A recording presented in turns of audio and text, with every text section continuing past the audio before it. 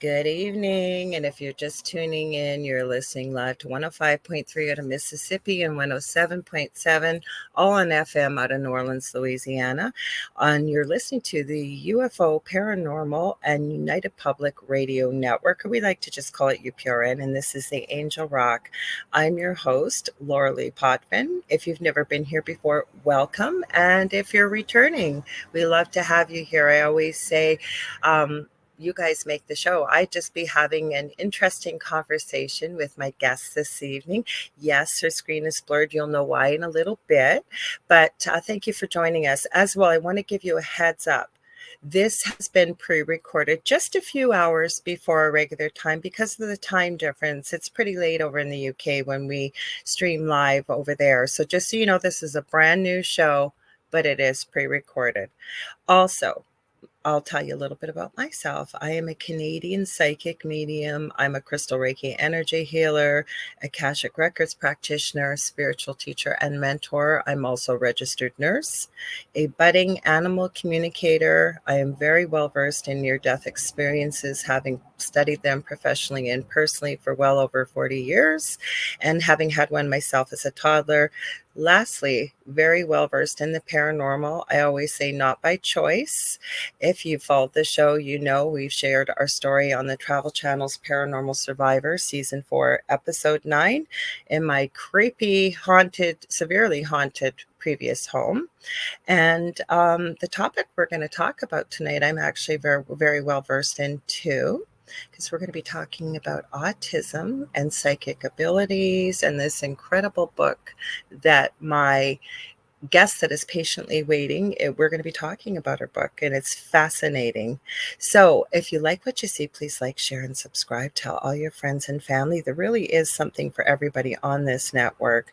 This network's been around for 25 plus years. I've just passed my 5th year anniversary on this show, and I love this place. I love everybody here. We are well up over, I believe, around 40 hosts, and we're always adding new shows. There's multiple shows that stream daily, 7 days a week here. And when it's not streaming daily, the network, the archive server kicks in over the last 25 plus years, picks random shows. And we never know what's going to play, but there's some great shows you get to hear from previous hosts as well as present day hosts. And there really is something for everybody. So like I say, please share, like, and subscribe. Now, if you guys want to watch this on TV, how you can do that, the network has its own TV channel. You're going to head over to Roku. You're going to the channel store. You're going to type in UFO space P as in paranormal. There's a drop-down list. We're about the 3rd or 4th one down. And you're looking for UFO space paranormal and United Public Radio. And that's how you can watch us. Normally, I would tell you guys how to comment. You can still comment because 80% of our audience is listening only. We do broadcast to every country in the world with this network. We actually have 3 countries here. I'm in Canada. My guest is in the UK, and we're broadcasting to you out of New Orleans, Louisiana. So you can head over to UFO Paranormal and United Public Radio Network on Facebook and YouTube. I will be streaming this to my YouTube channel, The Angel Rock with Laura Lee Potvin. I'll be streaming it also on Roku. Most of the shows on the network do stream to our network channel as well. I'll be streaming on my Facebook profile under Laura Lee Potvin. It is public, so you don't even have to send me a friend request. You can watch.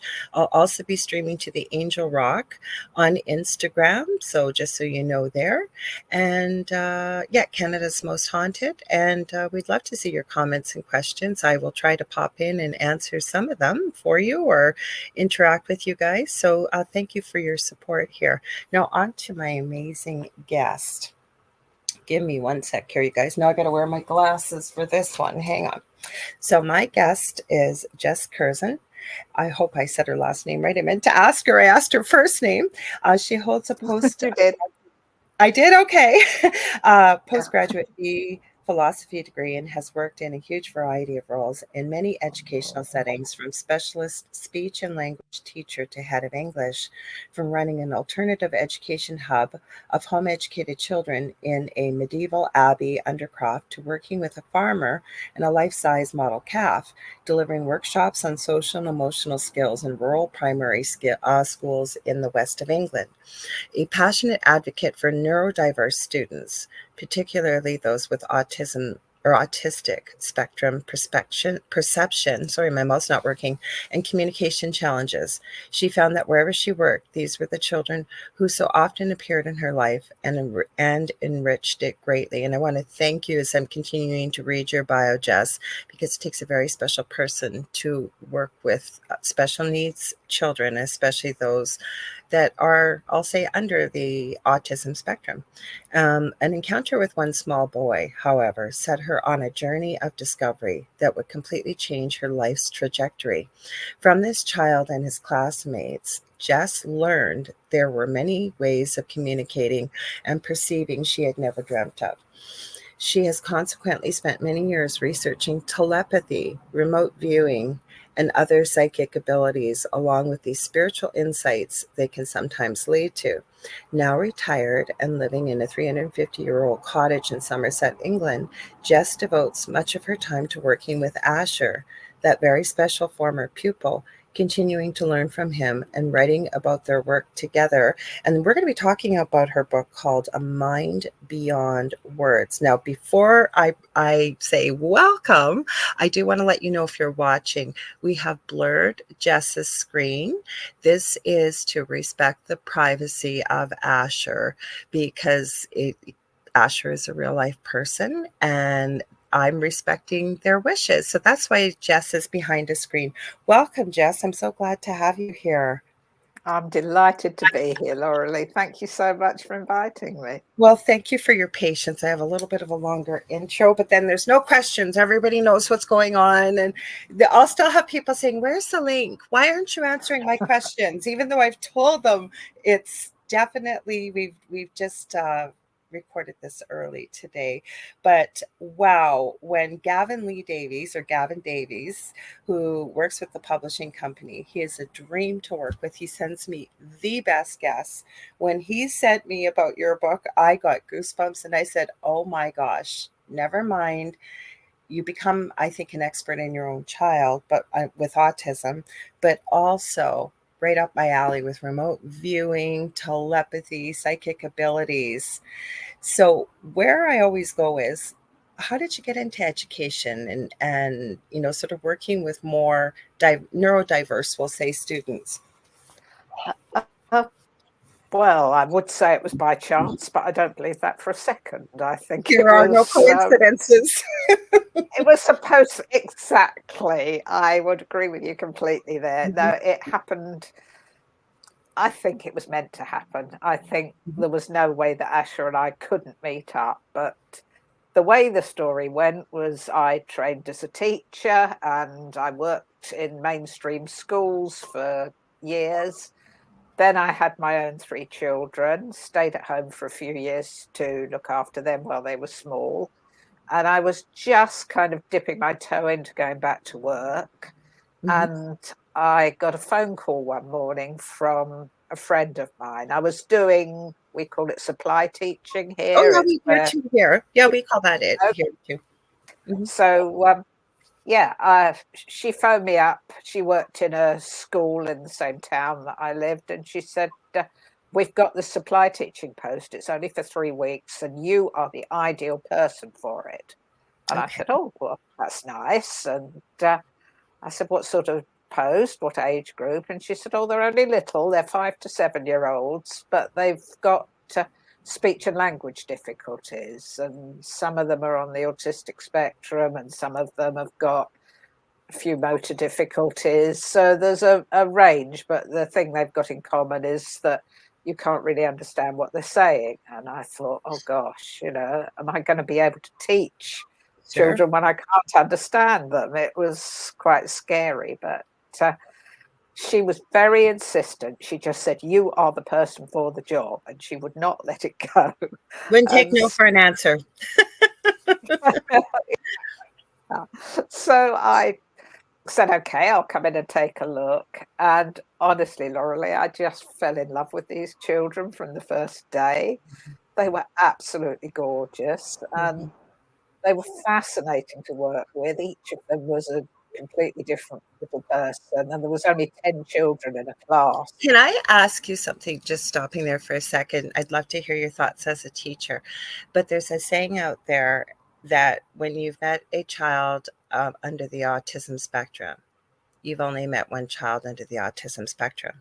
Not that, like, even being a nurse, like, say something like Down syndrome or cerebral palsy, everybody is an individual and everybody has unique characteristics, but there usually are kind of hallmark things that you see with the diagnosis, but not with autism. Did you find that as well? I found that absolutely. I mean, Mhm. yeah, I could have like 4 of the children out of the 10 would be on the spectrum.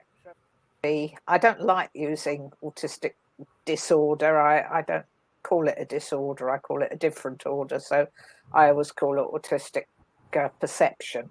I usually just say autism, but I'm trying to Yeah, embrace people, and it depends because I've been, I still do quite a bit of research, and you see people because as at least over here in North America, they are phasing out Asperger's and they're calling it autism spectrum or yeah. autism spectrum disorder. So people have said that they don't. I've been reading about how they want it to be referred to. So you call it autism perception? Yeah, just because I I like don't that. like the I like disorder that. thing, Because I it's think not a disorder. it's not a disorder. I Mhm. absolutely agree. It's not. It's a different order. It's a different way of being. And as you just said, there are as many types of autism as there are people with autism. It's Like, just my the son was diagnosed with, same. PPD-NOS, which is PDD, pervasive developmental disorder, not otherwise specified. That doesn't even make sense. Never mind, he actually has severe autism as an adult. I always knew as a small child. Sorry, I wanted to throw that in there. Go ahead. Sorry. No, no, it's interesting. I'd be absolutely fascinated to hear some of your perspectives on it because Mhm, I just taught these children. You live with one, and that's different again, isn't mhm. it? So, Well, it is. Yeah, yes, you have to become an expert. But you know what? I'm going to throw in very quickly. I worked with an incredible pediatrician. yeah, He was horrible to work with as a nurse. I worked in the NICU early in my career with little babies, preemies, and very sick little ones. And he was a monster to work with. Like, he would walk in and you'd have a ventilator, and we'd have something called blood gases. And there are multiple numbers involved with them. And he would not let you look at the chart. You had to recite it to him, and then it would take so long, and he'd eventually learn to trust you. But he would always say, "You are not the experts of these babies. I'm not the expert of these babies. The parent is the expert." And I ended up having him as a pediatrician for both my children, well past pediatric age until he retired. But he taught me so much. So you yeah, have to become the expert, but so do you, because working closely with a parent. I always used to say with my child to the teacher, let's work closely together because that makes your day go smoother. More importantly, my child's day go more smoother, and it doesn't disrupt your classroom. Not yeah. everyone bought into that, but sorry, I'm getting off track here. Go ahead. Sorry. No, I mean, that's something I did with the parents of our Mhm. children. It was always a joint activity.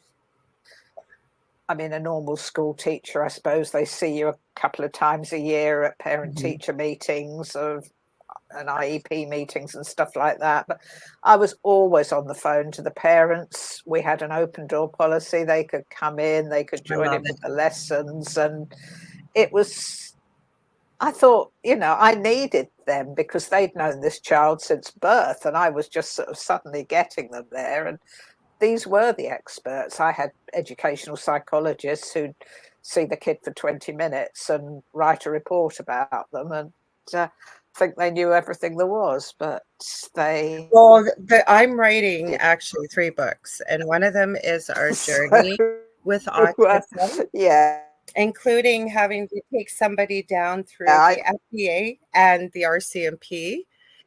I Yeah, it's a crazy story. So gradually got to know children very well. I don't know if your microphone's cutting out or not, Jess. I'm sorry. Go ahead, because that completely cut out what you had to say. I'm sorry about that. Yeah, it looks like we lost our audio there for a sec. Hopefully. There, now you're back. You know what, Jess? I'm going to try turning off your camera for you and see if that doesn't. Oh, I don't know if I can. No, it's not going to let me do that. Let me see if I can up here, because you're freezing there. I don't know if you can still hear me, but what I will do, I'm I just can going to. hear you. Can you hear Here, me now now? yeah, now you're back. I don't know what happened there. Go ahead. Sorry, it completely cut out. So go ahead. Did it freeze again? Oh, Yeah, yeah. Oh, go now ahead. you've cut out again. You're back Oh, again. there we go. Yeah, Yeah. it's coming and going. Do you want me to turn the camera off? Is that going to help? Sure, yeah, go ahead and turn it off, because I was going to try and do that for you. And because that won't use as much bandwidth. So, Right. are you there? Okay. Now you're there. Good. Yeah, because Yeah. sometimes the camera and you Right. said before we started that your camera might cause some issues. So go ahead. People have had it, they know I'm talking to a real person. Yeah. Go ahead. Sorry about that. Yeah. Yeah. It's actually lasted longer than it usually does, to be fair. So, yeah, my camera, it's quite an old laptop now. Well, we won't stress Yeah, it. getting We'll past turn it the like camera me. off. Right, Mhm. where were we? Sorry. We were talking about you went into the classroom, you had about 10 children, and some had autism perception, and some had other. I was saying that Special. the parents Mhm. were. Oh, goodness, I think we're cutting out again here. I don't know what we're going to do here. You know what, Jess, if you can hear me, Yeah. you're back again. Is there any way to move your laptop maybe a little bit Yeah, closer, or is it I think, wired in? well, Like, is it easier to move it? Do you have something like to set up Wi-Fi for you, or is it plugged into the wall and I've got my Wi-Fi's working fine. maybe Yeah, it's just the computer? yeah, everything this end seems to be fine, but Okay, well, if it yeah, keeps I don't kicking know. out, Oh well, okay, if it keeps kicking out and I can get you back, Jess, what I'll do, I may just pop you out and pop you back in. We'll see if that might work. But go ahead. Okay, so you said you work yeah. closely with the parents. Yes, I was working very closely with parents, and yeah, as you probably gathered, I took the job and I was working in this class. I think it was supposed to be for 3 weeks. It ended up for a permanent post. So I ended up working there full time. Mhm. And after I'd been there about 7 years, this new little boy joined the class, and he seemed just like the rest in that he'd got the same sort of conditions and problems that they got, but uh, Asher was rather different to the other children, let's just say. Was he verbal when he first started, Jess? Um, he had some speech, but he Okay. had real problems with the muscles in his mouth, so he Mhm. couldn't really make himself very much understood. He could make a lot of vowel sounds, but not too much else. Yep. So yeah, he was difficult to understand, but then all the kids were, and it's like with a toddler, you gradually get used to their speech after you've got to know them a little bit. So, within a month Both or my so, boys I were could just about understand him. both my boys were very speech delayed. My eldest had chronic ear infections, and so I had to take, it was a program called More Than Words. And then I learned how I'm certified in the PECS system. I know they don't use it so much anymore now with technology, but the picture exchange program and all that stuff. So I always marveled at toddlers that spoke really well, because my second one didn't speak really till he was almost 6.5, and he still is difficult to understand sometimes. That's why I Yeah. asked. Yeah, well, that's just like kids were. And my job was supposed to be there was me, there was a speech and language therapist, and there was a full-time learning assistant as well. So 3 of us working with just these 10 children. So it was incredibly intensive. And our job was to get them so that they could speak intelligibly, could join in a conversation, and get them back into school as soon as possible, because Oh my goodness. the waiting list was hugely long. So, yeah, and some of them we did. Some of them it was just a matter of doing endless sort of drills and learning to use their mouths properly, to move the tongue Mm-hmm. about. And Yep. others, it was a bit more pervasive. There was more of a problem. But yeah, I suppose Asher was kind of in the middle of that lot, but it wasn't the speech and language so much as the other aspects of him. He joined the class. I Mm-hmm. suddenly started to notice things that I hadn't noticed before in any of the children I'd taught, like they were communicating with each other, but not through speech, not through words. They were communicating telepathically. Now, what made And you realize that, Jess? Because especially with kids with with autism, and adults too, not every single person, but a majority have great difficulty with eye contact. So I don't know if you found that with Asher or with the children you were working with, but so what made you think or understand that they were communicating with telepathy? I'm fascinated by that. yeah, it didn't have to be eye contact. They didn't have to stare at each other. They They did don't tend have to no, look. you don't have to. You're absolutely No, right. Absolutely. But but you know what I'm saying? Like, too, and I understand that you're a very well-trained professional, a very special person. And I say that anybody that works in special education, I think is a very unique, very special, empathetic person, because you have to have a lot of patience.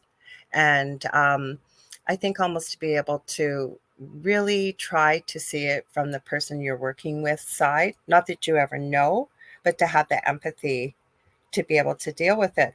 So sorry, big long worded statement, but I am dying to know, how did you figure out that they were using telepathy?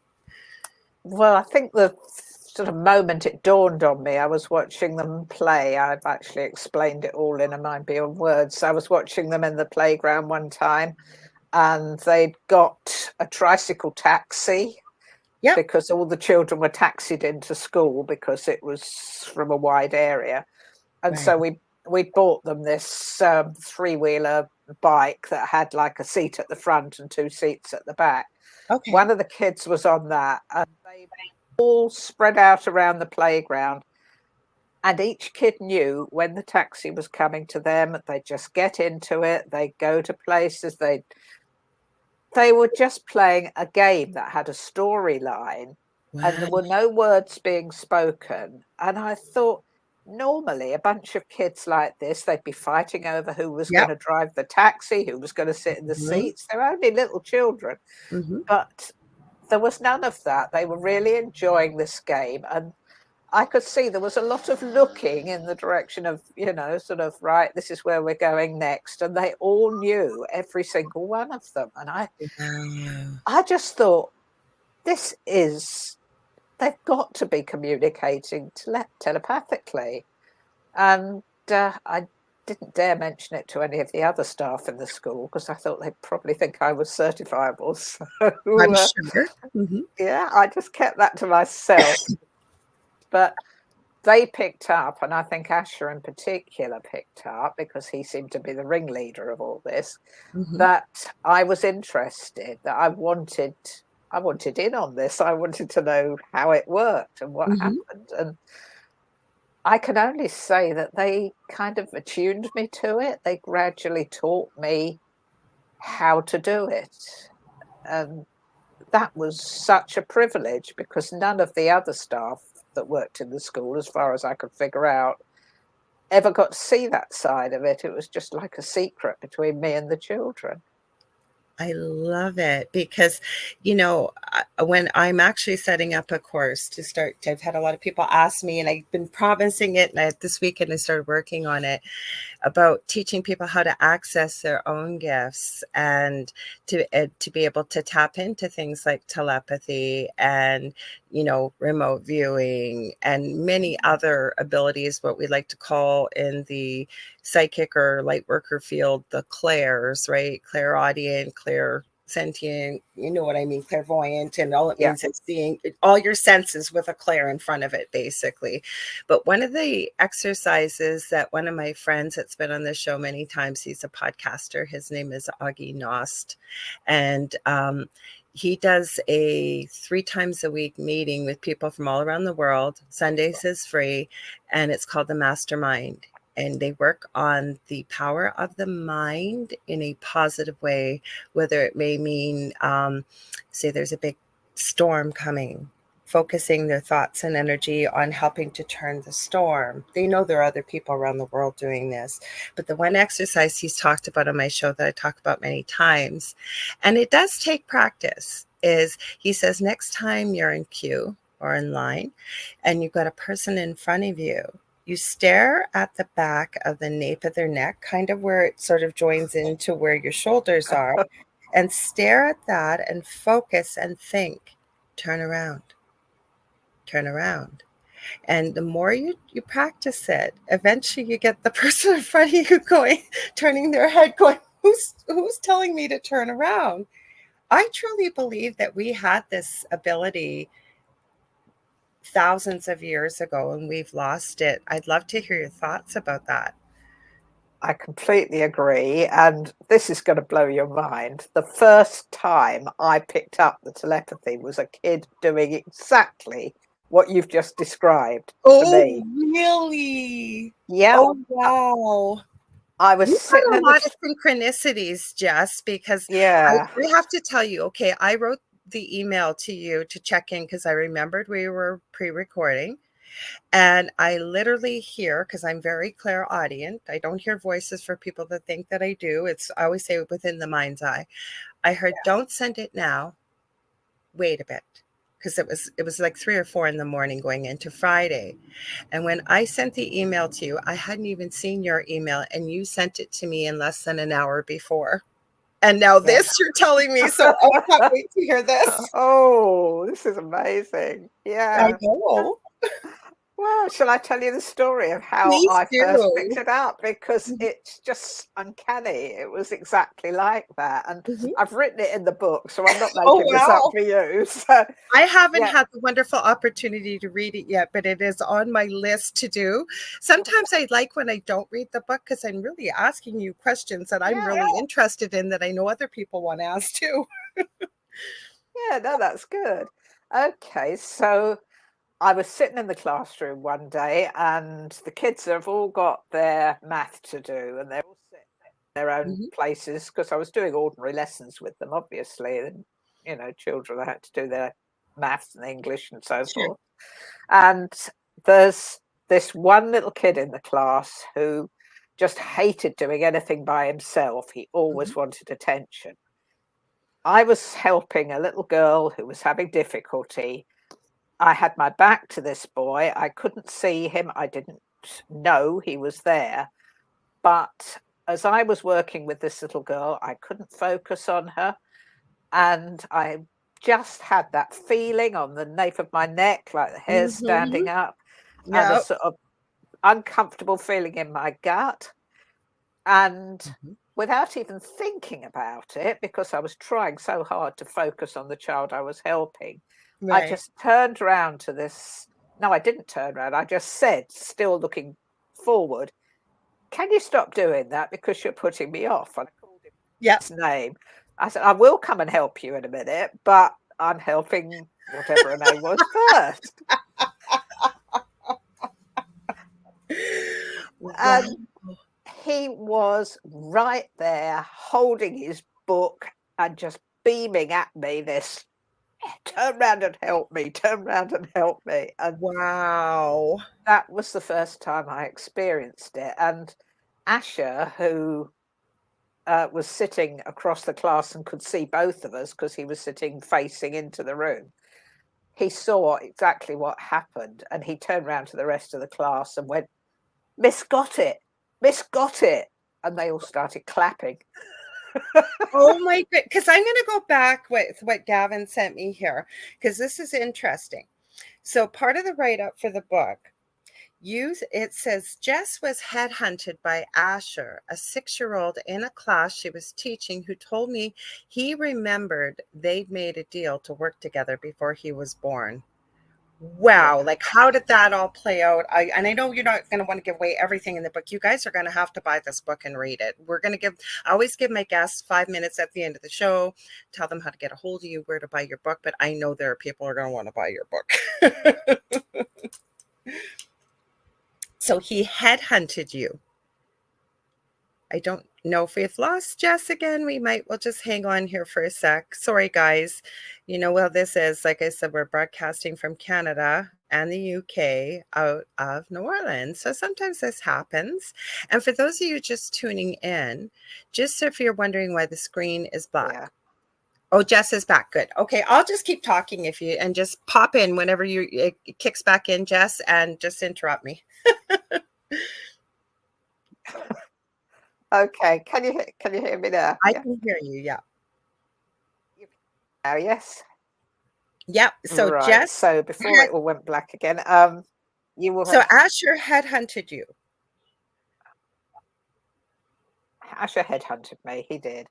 He started sabotaging my lessons. Basically, he's 6 years old. He's got a statement of special educational needs. He's got this raft of issues, but my lessons were starting to go wrong, and I couldn't figure out what was causing all this. Either the kids weren't paying attention, or things were going missing, or little things happened.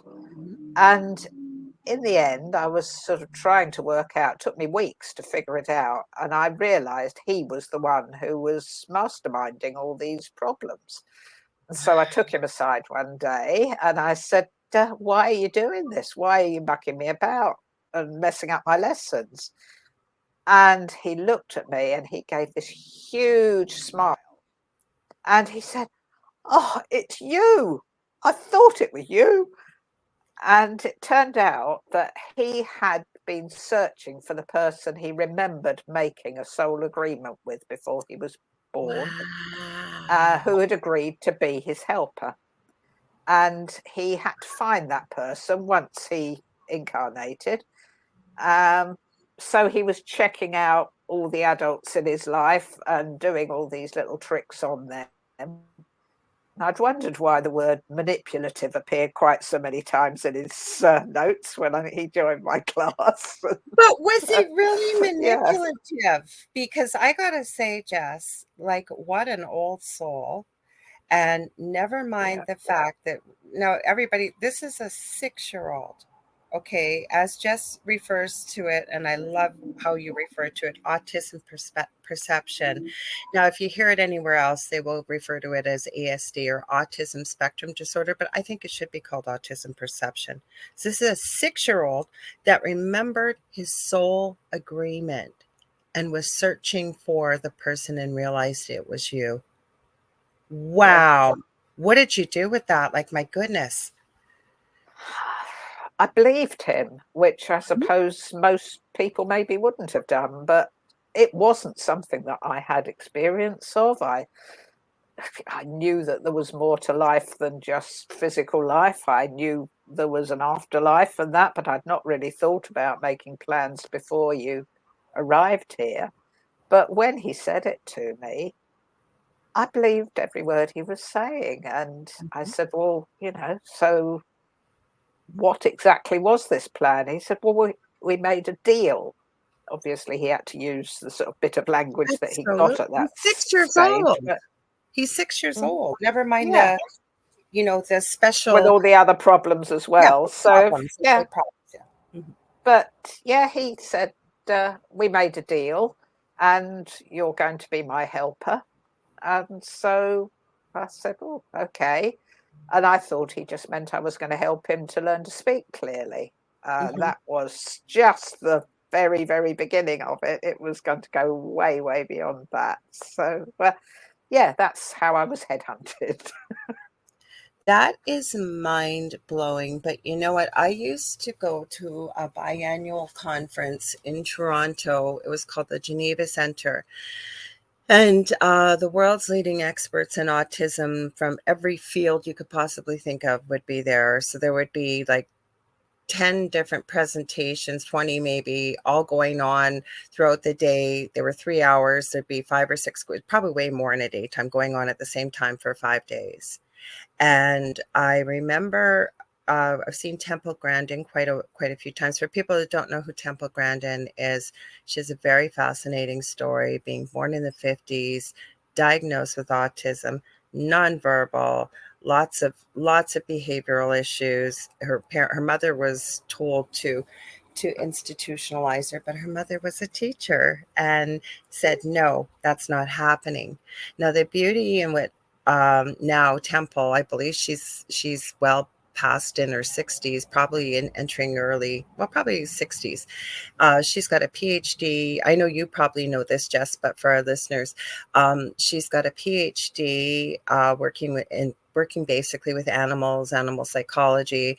She is very wealthy because she, through her unique perception with having autism perception, was able to actually empathize and perceive what animals are going through as they are walking into a slaughterhouse. So she has designed many of the humane animal slaughter facilities for animals to keep them calm. And she doesn't agree with it necessarily, but she knows it's a fact of life. So to make their life easier. Anyways, big long preface. There's even a movie out there you can watch about Temple Grandin. She's played by Claire Danes, one of the actors, probably from the 90s, maybe more well-known, or 2000s. Fantastic movie. But she was speaking, and there's a technique with autism, because I believe everybody deserves a right to communication, whether you're nonverbal or not. And it's called assisted typing. And I know, Jess, you probably know all these things working in the education field, again, for our listeners or viewers. And there was a not a little guy, he was probably about 18. His name was Tito, and he was in India. And his mother used this type of communication technique to assist the arm over to the keyboard, basically. And then the child eventually learns how to communicate if they're nonverbal. And I remember this, Jess, and everybody that's watching this. I remember Temple saying, there was about 2,000 people in the room, Tito, if your mother hadn't used this technique with you, what would have happened to you? And this gentleman, if you saw him, you would think that there wasn't a shred of intelligence. This man was what we call, in the autism world, stimming. So the hands were going and flopping, and he was like up and down, not looking at anything. Didn't look like he was paying attention, didn't have a clue what was going on. And he typed, I would have been a vegetable locked inside my head. There was not a dry eye in the room. It was absolutely fascinating. So the fact that this child, at the age he was, remembering his soul contract and knowing he had found the person he was supposed to find in you, my mind is blown, Jess. Yeah. Yeah, and I agree with everything you've said about Temple Grandin and Tito, both amazing people. I've not actually Have heard you them seen speak in that one with person. Tito? Have you seen that interview at all? Have you seen it when he I've said, seen the interview with him, yes, I Mhm. have, and I've seen quite a few of Temple I Grandin's knew you would things, and I've know who all read her these book. people were. I Yeah, knew you would. yeah. And there's a film I just discovered called Spellers. Have you come across that?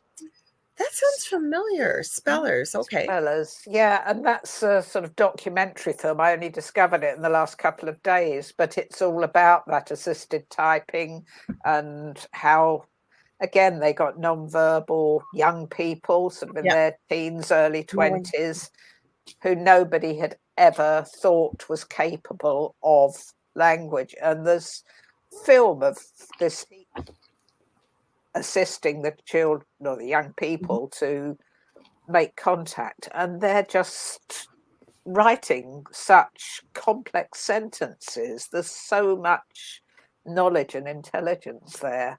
Mhm. I mean, they've had all that time to sit and listen and learn about the world. And I always say it's a bit like a Buddhist monk going up a mountain and having complete silence Yes. and really sort of coming to terms with, well, in his case, spirituality, and in Ash's case, that. It's not always that. Sometimes they become experts, like Temple Grandin did, in animal rights, and other people with art or maths or music or something. There's so many, but they, if I can say they, we've already said that we don't sort of categorize all people with autistic spectrum together, but there does Mhm. tend to be a very focused mind that will really zoom in on particular things that interest them. So I don't know if you've experienced that with your So son. so I find that people that usually have, again, not in my eyes, because I think they're all higher functioning, but they would be classified as higher functioning, that sometimes can be a big thing, a real, and they'll use, again, I'm going to use the words that you'll see in this field called perseveration. I love the way you described it. A real great central focus and interest, and they learn everything about it. And it becomes their whole, like they focus. So you want to have a conversation with, they want to talk all about their interests. My son's not so much like that but he's very unique too, because I knew by 5 months of age something was not right. My son was diagnosed by the age of 11 months. Like I knew, because I don't know if it was the psychic abilities that I kind of connected it all 2 years later, or having a child older than, a couple of years older. Plus, I've been around kids my whole life, but I knew something was not right. So, my son, though, what he would do, because when they're little, especially repetitive stuff, right? They like to repeat things, like maybe go back and forth, or roll the wheels on a car over and over. And that, not everybody does that, but it Yeah, can be a characteristic. My son had an old VHS and TV all in one. And so what he would do, and he discovered YouTube, he loved that as well. Of course, we had to watch what he was watching, but he would fast forward and rewind with the closed captioning. So I believe by the age of 2.5, he taught himself how to read. He also taught himself phrases in Japanese as he got older.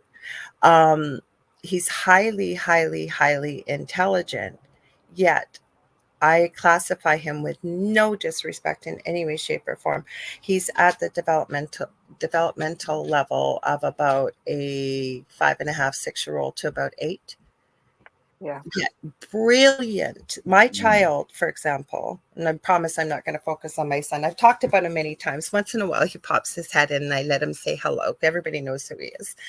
Um, he went to obviously was in a special needs classroom when he was in school, but his school closed. So instead of starting at another zero or kindergarten to grade 6 classroom, he went to a middle school. So it would be grade 7 to 8.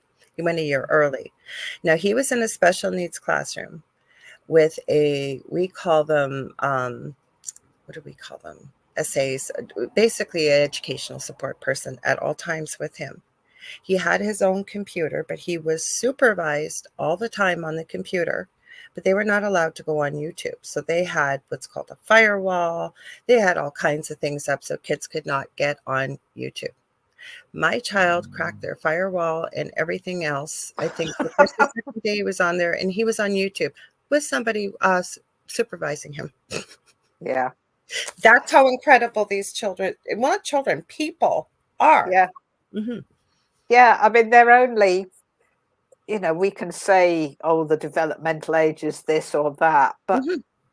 it doesn't apply to them. They're completely different beings, and they've just got this set of gifts and abilities. I mean, Yeah, Asher, even now, he's in his early 30s, and he would probably find it incredibly stressful to walk into a crowded restaurant or Yeah.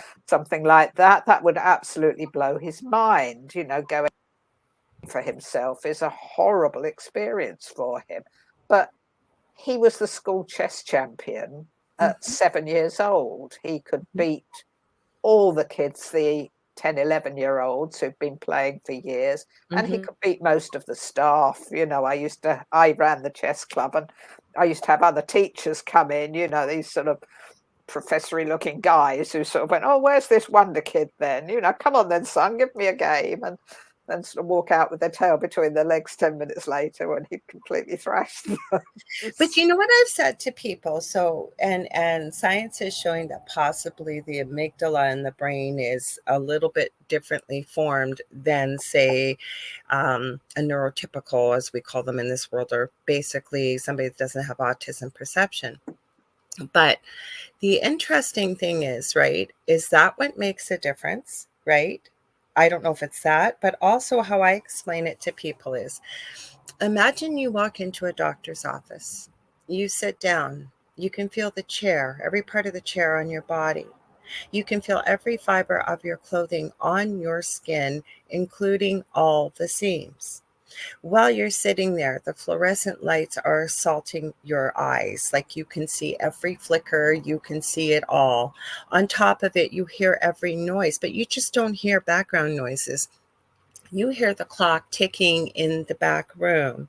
You hear the fan going. You hear every noise. On top of that, every smell that comes out of that office. So every sense that you have, there is basically for people trying to understand. And again, with no disrespect, there are no filters. And people wonder why somebody with autism perception may have a meltdown. I always say behavior does not occur out of the blue, first of all. Second of all, imagine somebody else trying to manage all that. And it makes a lot of sense why, scheduling, things like that, right? Like things need to be predictable, basically. You understand why, or one little thing piled on top causes a meltdown. It makes sense.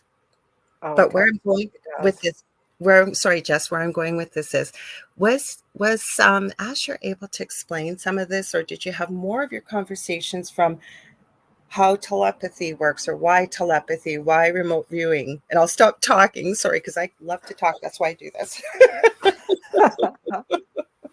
That's understandable. No, it's lovely to have somebody to talk to who really knows about this subject because Oh, it's I do. a Well, we passion of really do. mine. Yeah. My son is highly psychic, by the way, too. Both of my boys are. My son Oh, is very right. highly psychic. Interesting. Yeah, well, with Asher, because he was what they call high functioning, Hmm. he did pick up speech. And by the time he was 9 or 10, I suppose, I don't say he spoke completely normally. He has Hmm. slightly, even now as an adult, he has slightly different intonation, but um, he could make himself understood, which meant he could talk to me, which meant he could explain to me what it felt like to be like him. And he had good days and bad days. He had some Hmm. days when he could cope with everything fine. He had other days when it's like, right, today I just cannot go in there or cannot do this or can't do Yeah. that. And, you know, sometimes it's easy to work around it. But um, in a school setting, and he was transferred to a mainstream school, that is incredibly difficult. Oh my goodness, I can't even imagine. Yeah, I mean, Imagine. just little things like one time he had a teacher in his class who I'm sure was a very good teacher, but she used to set them homework by writing the homework up on the whiteboard, and she'd have it listed and ask them to copy it into their workbooks. And then while they were copying it in, she was paraphrasing what they had to do, saying it in slightly different words. And as a teacher, she was probably thinking, well, I'll give it to them visually, but I'll also give it to them through their listening ability, and hopefully between the two it'll go in. Hmm. And I remember Asher phoning me up in an absolute state of panic and saying, Hmm. I don't know what she wants us to do, because she writes one thing on the whiteboard and then she says something completely different. But logically, he's not wrong. No, she was using different words, and Mhm. therefore he was going into a complete meltdown and just finding that impossible. And I said, right, next time she does it, you're to completely ignore everything she says. Just try and put that right out of your mind. Focus 100% on copying, because if you do that, you're going to get your homework marked correct. And so I said, oh, it's as easy as that. And I went, yeah.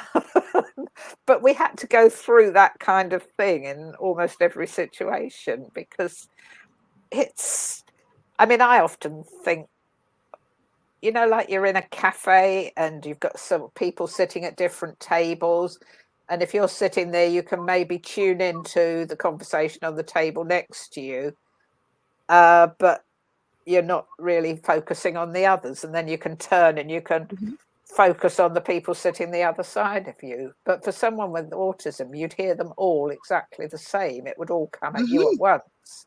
And then they're trying to focus on the person sitting opposite them, talking to them. And they can't, because they're hearing all these other voices. And as you say, it's not just hearing, it's Mhm. visual things, it's smells, it's certain taste, just skin.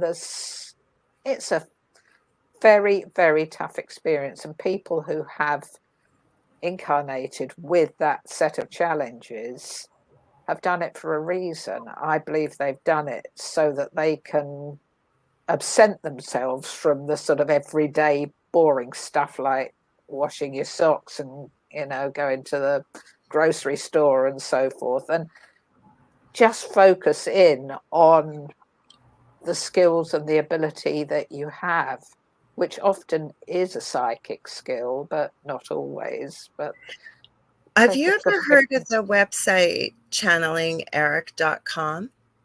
No. So it started in 2009 with a mother of 5 children, and I believe she was an internal medicine specialist, and she came from a family of doctors. Her husband has, I think, an aeronautics. I think he was an engineer, successful business. And she had 5 children, and she came from a family of doctors that were over in Europe. Long story short, her third child, Eric, as he grew older, developed Tourette's syndrome and had severe, severe bipolar disorder. Very sadly, at the age of 21, he took his own life. And, his mother and the whole family did not believe in an afterlife. They were atheists. They didn't believe in anything, nor did her parents. But all of a sudden, shortly after he passed, there's a reason. It's a long intro, but there's a reason why I'm mentioning this.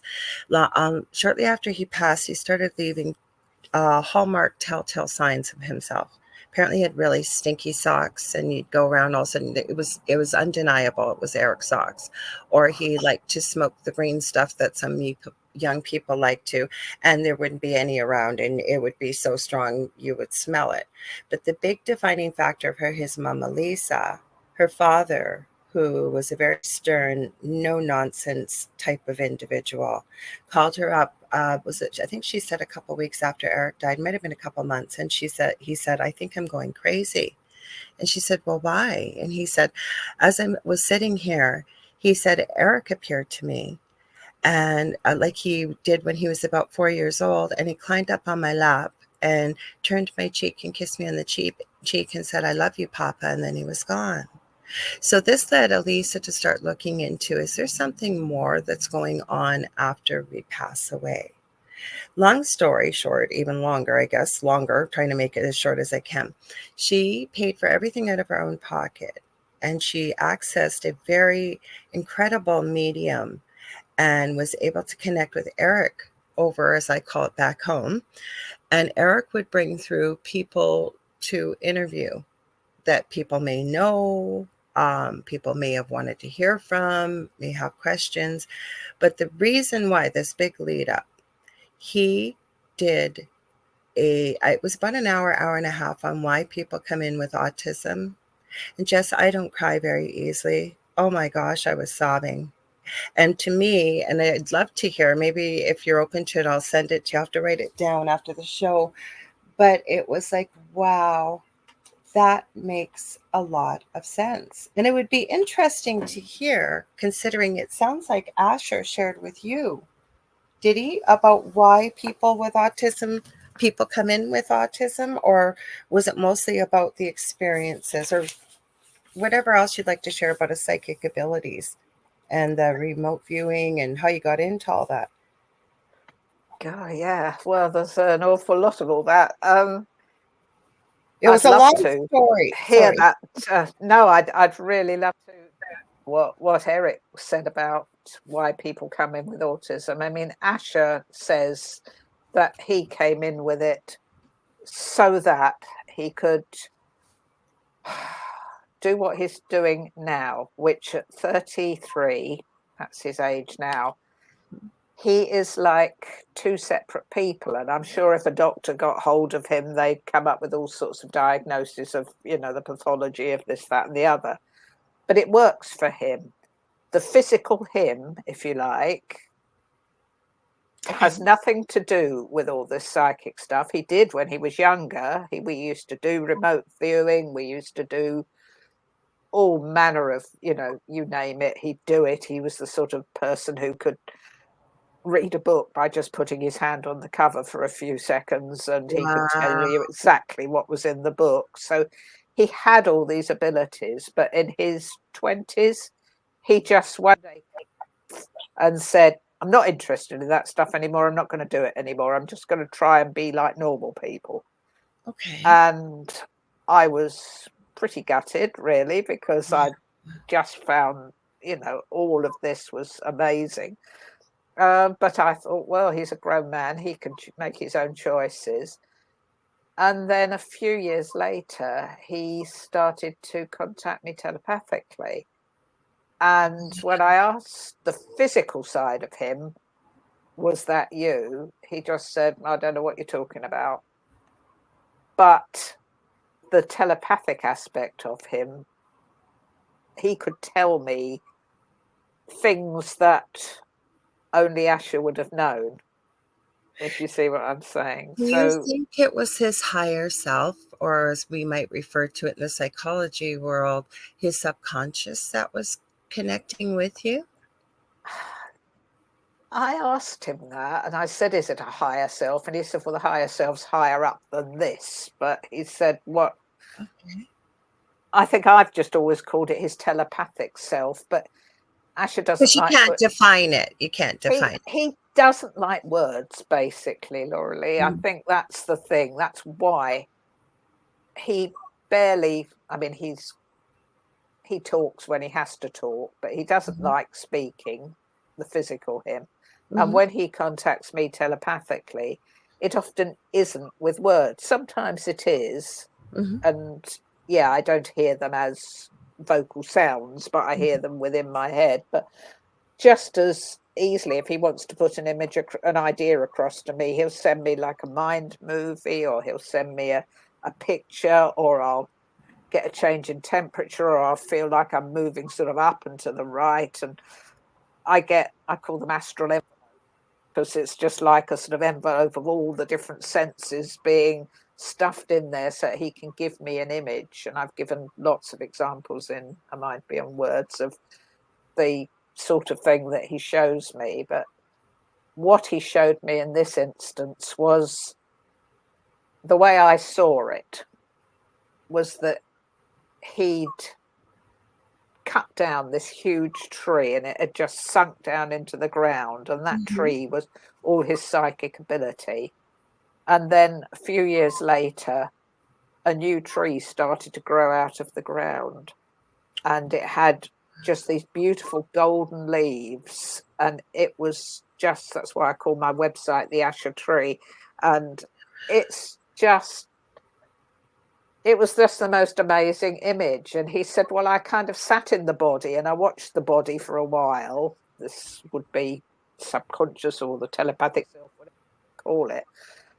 I just watched the body and I made sure the body had enough of my consciousness to go about its everyday life, but no more, because I had to use the rest of it, and I was guided to use the rest of it to move out of body.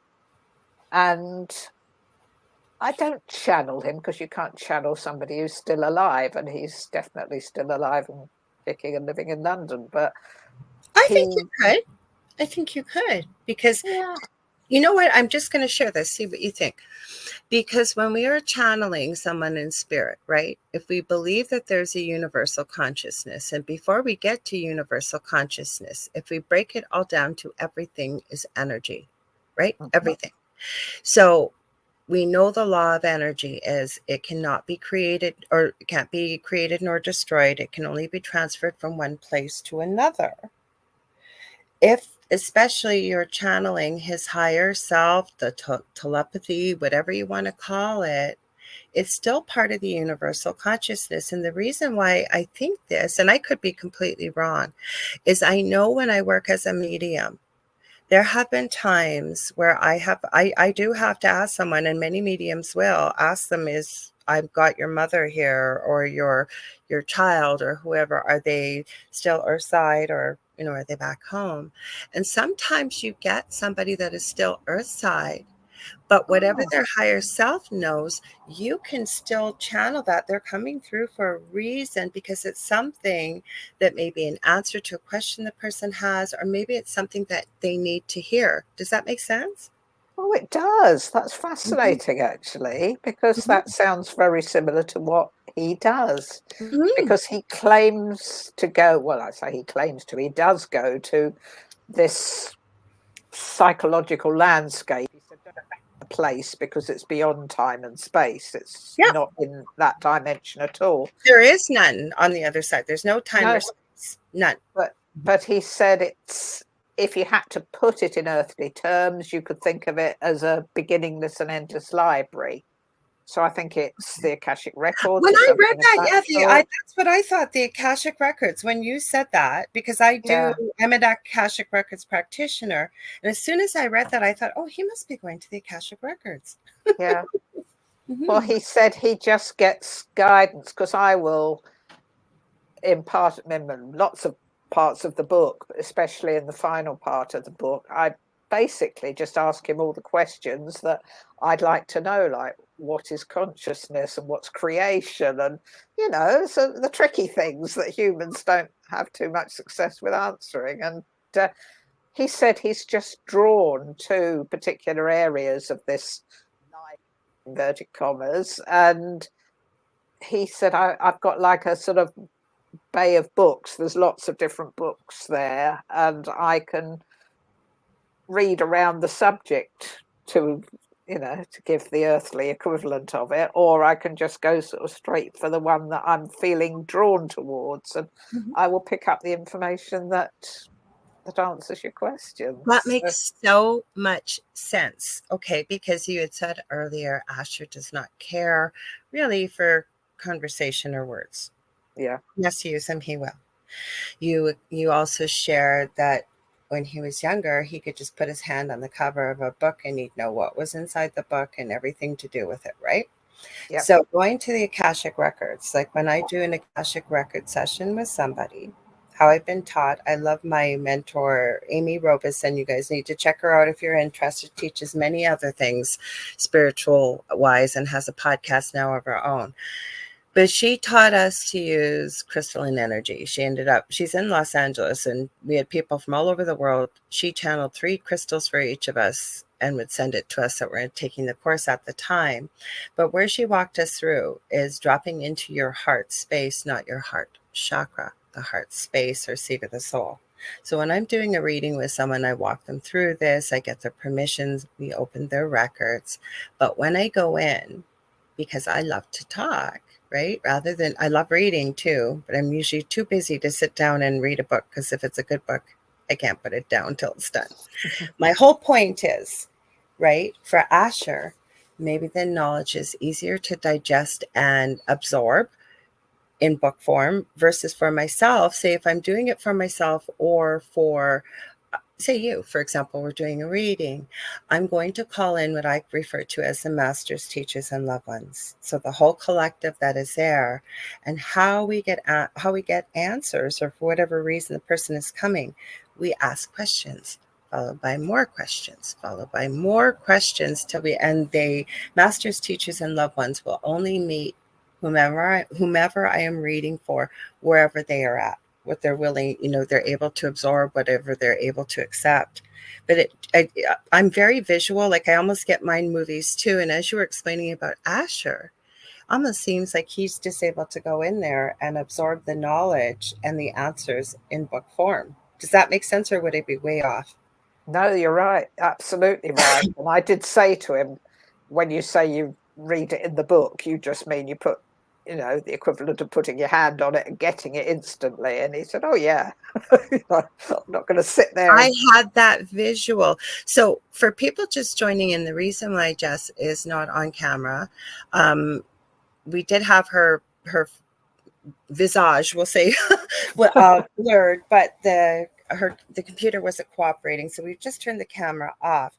Now the reason why is the incredible book that she's written is about Asher. Asher is a real person, and to maintain their anonymity associated with yourself, we just aren't putting you on camera. But I have to say to Jes, and not being doom and gloomful, but the gifts that Asher has would be very useful to many governments. I would think very, very useful to many governments. I don't know if he's had those issues or not, but they would be the type of people they would be looking for. Have you heard this at all, or Yeah. anything? Yeah. I've heard that does happen, and I Mm-hmm. think this is one of the reasons he's trying to keep a very, very low profile, and certainly doesn't want. I mean, I know not having on camera is strange, but we've worked together as teacher and pupil, and if somebody was looking at your program and watching on YouTube, say, and said, Mm-hmm. "Oh, I recognise her because Jes Kerzen is my pseudonym." I've changed all the names in the book, That's what so I was going to ask you, why you used his real name, because you are far too intelligent to do no, that. So even though you've no, changed his it's not name, his real I name. get it. I No, get I've changed every name. I've changed everything. He was very keen for the book to be written. Well, he wasn't initially when I first mooted the subject when he was 16. He completely forbade me to do it. He said, "You are not writing my life story." End of.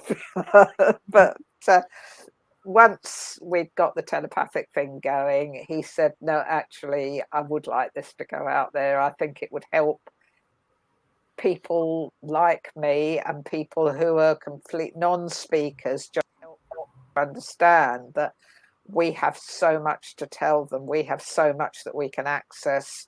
We have such gifts, and people just writing us off and treating us like, well, like you were saying earlier, like a vegetable. Mhm. It's just such a waste because there is, a huge number of people out there who, if they could just find the one person they could connect with telepathically or through assisted writing or whatever, um, they have a lot to teach us that they Oh, understand. absolutely. And I was just literally, as you were talking, thinking, you know, it hit me a few years back that we all go through this. And a lot of people I'm finding over the last few years, I have to be careful because this will be on YouTube, but a lot of people have really made some major life shifts and changes and got a lot of life questions going on. Why am I here?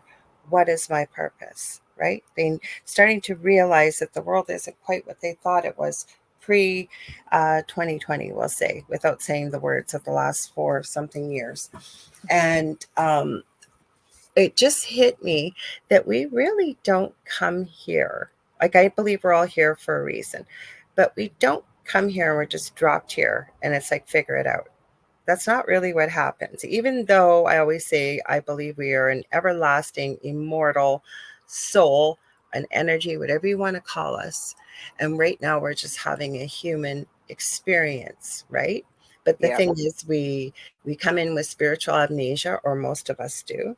We're not all like Asher, or we come in these dense, heavy, fragile bodies.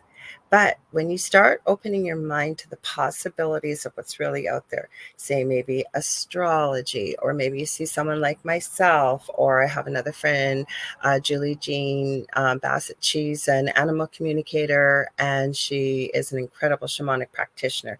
Or you see a medium, we could go on and on and on.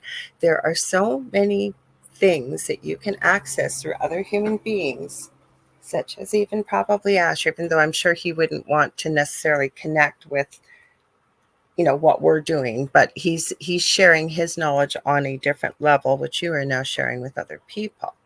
There really is the information all there. We were sent with preparation. It's just kind of like we have to go on a bit of a scavenger hunt to find it. Yeah. Mhm. Yeah, it's occurring to me. It's a bit like an escape room, Yes, like, yes, kind yeah. of. So, yeah. No, I mean, Asher has this theory that it's like a kind of spiritual GPS that we Oh, I like that. come down. It works even better in English because in England, not English because you speak English, but we don't call it GPS, we call it sat nav, which is short for Oh, satellite navigation. yeah, I've heard that before. Yeah. Yeah. Hmm. And so Asher says the way spirit works is subtle light navigation. Hmm. So he calls it sat nav, Hmm. SUBT, sat nav, rather than sat nav.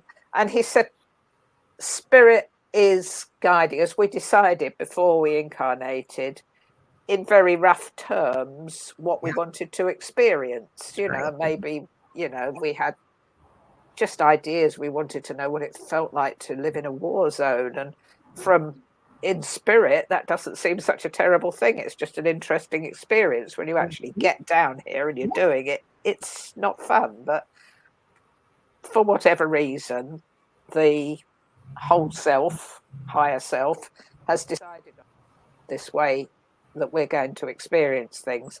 And so it will nudge us, give us a GPS reading of which way to go. And so that's when we get all the little synchronicities and all the things turning up in our lives and the people appearing, and we'll suddenly sort of go, oh, yeah, this is interesting. But we have free choice. So we've got the choice to overrule it, just Mhm. like you have in your car. If the GPS is saying turn left, you can choose to drive straight on. You don't have to actually turn left. And if you don't do that, if you choose not to turn left, then the GPS will recalibrate and it'll send you on another route that also get you to where you asked it to get Reroute you to. you, and that's Yeah, exactly how I believe. That's how we are. My theory is, and again, I always tell people I'm not always right, but we come here for a purpose. And the further we get away from our purpose, it almost seems like life tends to get a lot more difficult. Even if you come in with a really difficult life, I always say, I wish I would have read the fine print. But eventually, and I love Esther Hicks with Abraham, one of the videos I had seen with her, and she was channeling Abraham, and she was talking about you, or Abraham, I should say, was talking about you people. You always want to paddle upstream. Upstream, and the harder it gets, the harder you dig in, and you keep trying to go upstream. He said, all you have to do, even, is just stop, and eventually the current will turn you and you will go downstream towards whatever obviously talks about manifestation. But it kind of makes sense with life, or what you just shared, what Asher shared. So or was you, like you said, your GPS, you decide you're not turning left, but you have a destination planned. Eventually, okay, you don't turn left, you choose not to turn left. The GPS will reroute you, but you're still going to end up with a destination that yeah, you set. The other thing I made a note of, is I made a note to send you that channeling Eric video on autism. You had mentioned about the Asher tree. I yeah, did not know that, Jess. What happened was I was looking for something I could put in the background to be able to sort of show telepathy. And I don't know if you've seen the background or not, but the background, I don't know. Give me a sec. I'll see if I can. I don't know if I can I'm going to choose something a little different. Give me a sec here. A background a little different. Let's see if this will work. Let's see. Come on. Are you going to do it? No, it's not going to do it for me. But anyways, it's two trees in the shape. Oh, really? I swear to you. I swear. Like Oh, the synchronicities I have had with you already have just been mind blowing. And just so people know, and I've told them this before many times, but if you're new here, I don't get to meet the authors until 5 minutes before we either go live or we are pre-recording today, Monday, July 22nd, just a little earlier in the day. And then this is going to be our show for tonight. I don't get to meet them till then. We've had all these synchronicities in the short time we've been able to talk and connect, which is mind-blowing. yeah. It really is, isn't it? No, now you mention it, I can see this sort of border around my screen. It has I'll got, send you a yeah, picture of the background because I yeah. spelled Jess's last name incorrectly. That's what I get for doing this in the middle of the night. So I set it up and popped into the program and fixed it. So I have a copy. I will send you a copy. I'll email it to you. Thank you. Yeah. So, what other things did Asher share with you that you feel is pertinent for people to hear about the book? Because I think it'll be very fascinating for people to purchase your book, and the fact that hearing, if the thing is, autism is increasing with frequency as time goes on. We're seeing more and more and more people falling within this diagnosis. Now, is it because people are choosing to come in this way? I don't know if we know the answers, but I would love to hear and the reason I mention that is most people have met somebody that knows somebody that has autism perception, we'll say. But there are people that have no idea what autism is. But once you meet someone with autism and you get to know them, it is incredible if they are especially able to share how their mind works. Never mind what he shares with you in the way of telepathy, and remote viewing. So what kind of things do you think would be pertinent to share here in the next little while with the book, that because I really do want people to buy this. I think it'll really, really help them out a lot. Yeah, well, the way the book's organized, the first, I've got it in four main sections. So the first section is the bit we covered earlier in the program about how I first met him working in this specialist teaching class, and how he introduced me to the whole idea of telepathy and stuff. The second part is once he's learnt to communicate verbally, and the things he's teaching me in his sort of teenage years, really, because for reasons I go into in the book, we ended up spending an awful lot of time together in his teenage years. I stopped being his teacher by then, but Mhm. I'd agreed to become a mentor for him because sadly he had a bereavement in his family, and he Oh, needed a little bit of TLC during his adolescence. And you so, really are a beautiful person, Jess. You really are. I can oh, feel that from you. You it really are. was just a joy to help him and work with him, really. And we just belonged together. There was no two ways about it. This Mhm. pre-life plan we'd made, it just kept on coming. So um yeah, one of his obsessions, one of the things he became absolutely crazy about was trains. He loved trains. And Isn't so it funny how many people with the autism mm, perception will say, "My son actually does love trains." Right now, though, it's video games, and like my son still plays with toys. And you know what I say all the time? Yeah, sometimes things with autism can suck, but there's so many gifts with autism. We get the magic of Christmas every year because mm, now I think he might kind of know, but he still plays along. We got to put the Santa key out because we don't have a chimney. He helps put the stockings out. He's walked in on me wrapping gifts sometimes, so I'll tell him I have to wrap them all for Santa. Santa buys everything, drops it off. Mom wraps it. He picks it up before Christmas and throws it in the bag with everybody else as he goes around the world because he wants to make sure he at least comes for a visit Christmas Eve. But we get the magic. oh Oh, well, that's a gift to you, isn't it? Because most Yes, parents that's only just get that for autism sort has of 7 or 8 years at the most, don't they? And you've had it all the way autism through. has a So, lot of gifts, but I think it's how yeah, you choose to perceive things. sure. Oh, Mhm, that's lovely.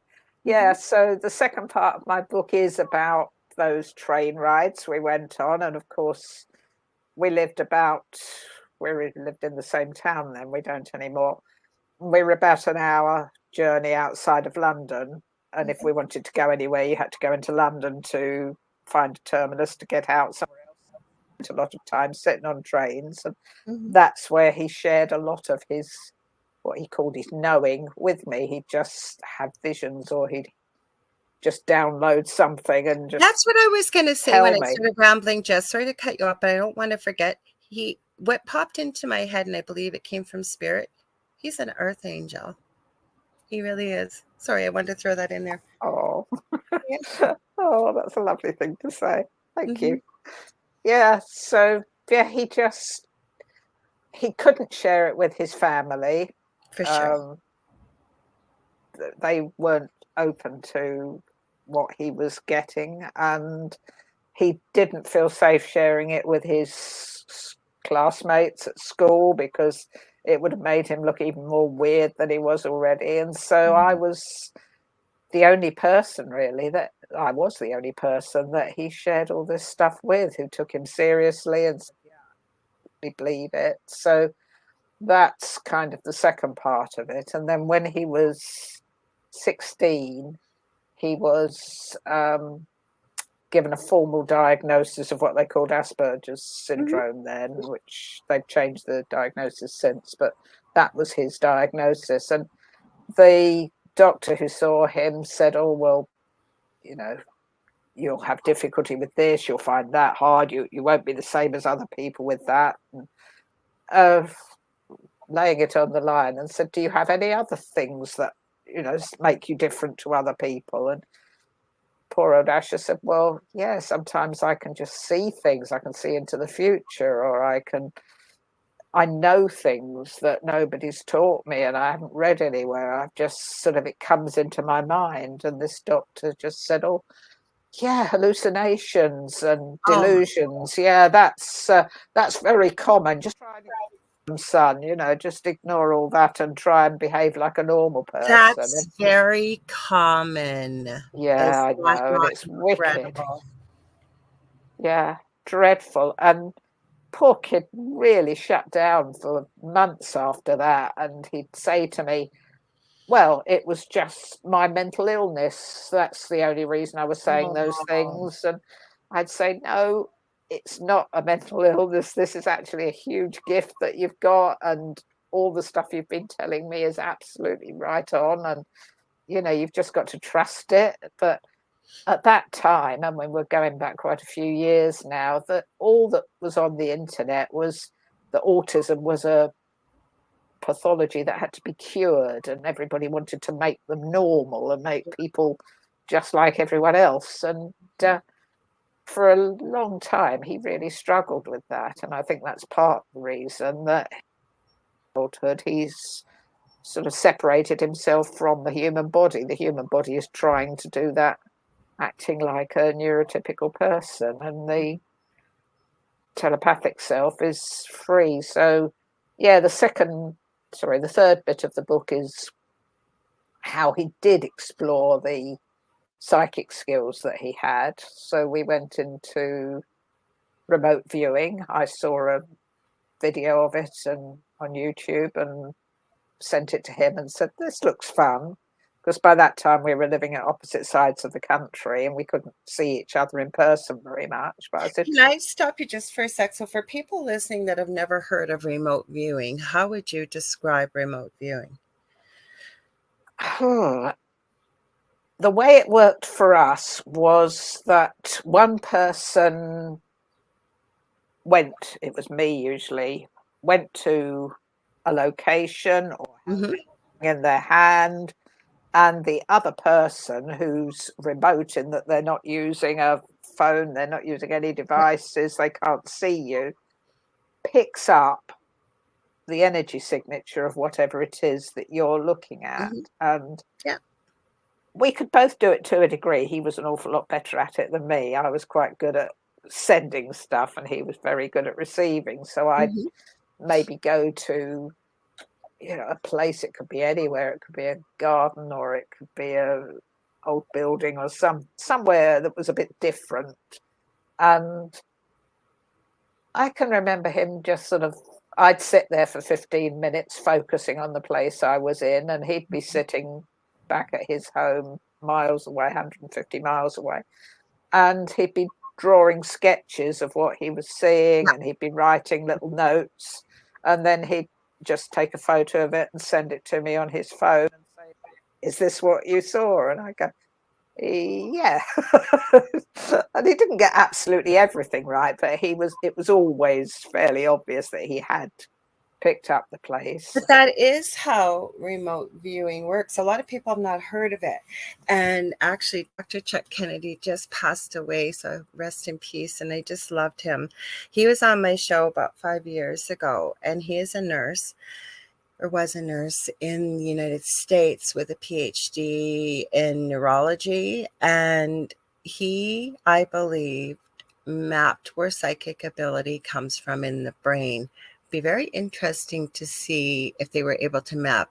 Mind you, I'm sure that's not something that would be of interest to Asher from what you've shared, to map where this ability is coming from. But in his experience, and he used actually an EEG machine, like how they measured seizures, because he said on my show, I still remember clear as day, he goes, because Laura, you're not sending me a couple $1 million to buy a CT scan. So he mapped it, and he believes psychic ability came from a portion of the brain behind the left ear called the region of psi, he named it. And I remember one person that was in the audience had asked when he was on, how do you tell the difference between imagination and psychic ability? He said, when I'm mapping a brain, I can actually tell. And he said, I had somebody that was very psychic, but they really didn't trust in what they were receiving. So I was able to guide them that, yes, this is the area of the brain that you're using, the psychic ability. And then they drift over into where imagination would be located in the brain. And he'd say, no, you're using your imagination. So it was fascinating, fascinating. But he did remote viewing. He had psychic remote viewers, and then he had remote viewers. But exactly what you said, right? Say somebody was lost, or I want to solve a cold case, or whatever it may be, can go into the future. I don't believe he went into the future a lot. It was mostly to try and help other people. If somebody was kidnapped or lost or whatever it may be. And he was the activation point, and he'd send out the information, and then everybody would send in their perceptions of whatever they felt they were picking up remote wise, and then he'd put it all together. I believe they had like a 94% accuracy rate. And it sounds like Asher, because this makes a lot of sense to me.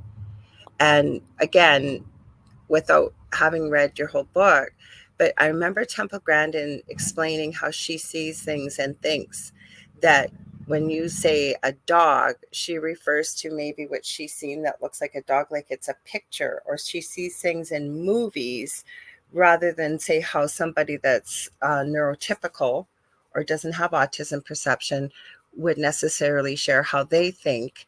Because telepathy, if you think, is kind of using the same brainwaves almost, would you think, or what were your thoughts on that? Yeah, no, I think they're very, very closely linked. And I Mhm. think, again, this was back to our spiritual GPS. That was the fact that when he was in his 20s, we were doing all of this remote viewing. I think that sort of led us into the telepathy really neatly. It just seemed to follow. It was a good progression. And yes, he did do remote viewing into the future. You I mean, can. Like, I took Dr. Chuck Kennedy's course, and I did some of the practice cases, and then I got so busy and I kind of fell away because I really wanted to use my abilities to be able to help people. And so I remember the practice cases, all I was given, they were various locations around the world. I had knew nothing, but I was given 12 numbers, a 12-digit number.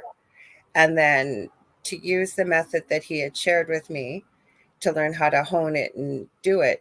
Now, I've never actually sat down to really try to remote view. I think I probably could, but I will get visions and flashes of things, because I work with three other psychic mediums and channelers, and we connect with pretty well-known scientists on the other side back home.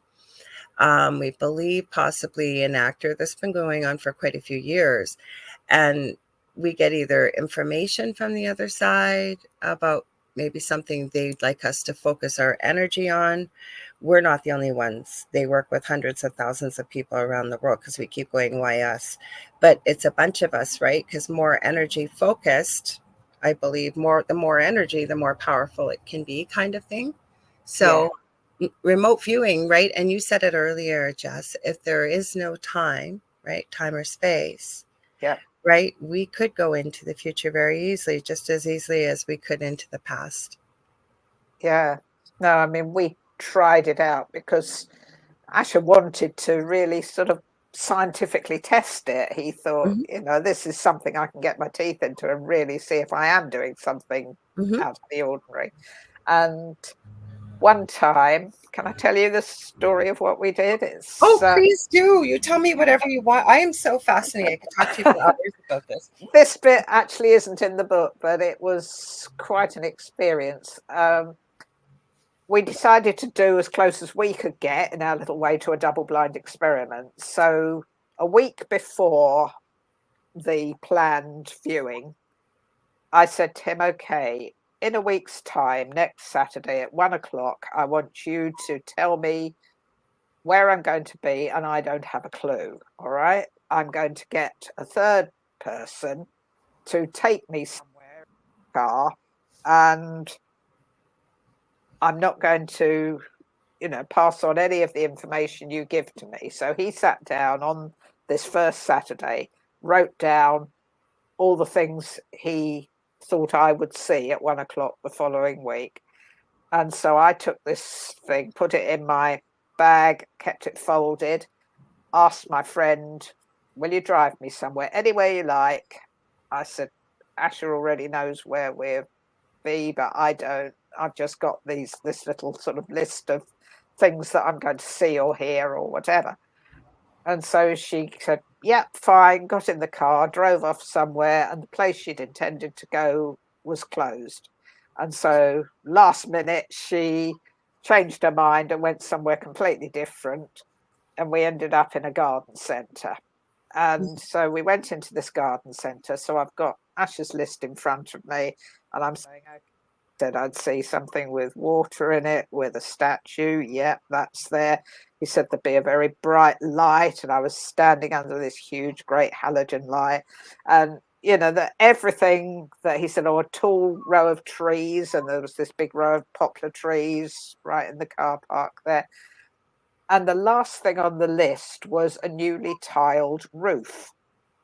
Well, I looked around this garden centre and it was all sort of plastic roofing. There were no tiles anywhere. And I thought, oh, well, we got nearly everything, but the newly tiled roof was wrong.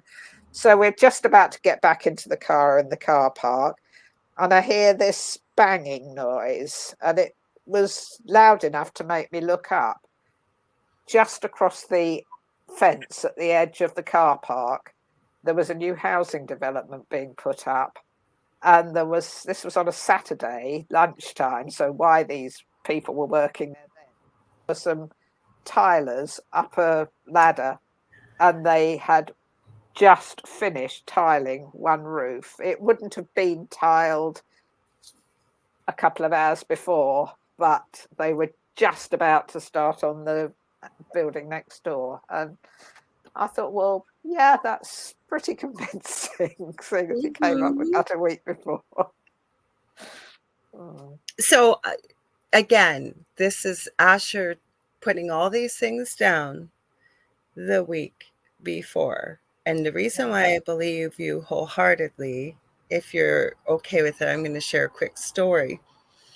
When I took my Akashic Records practitioner course, we had to be attuned by our master or mentor.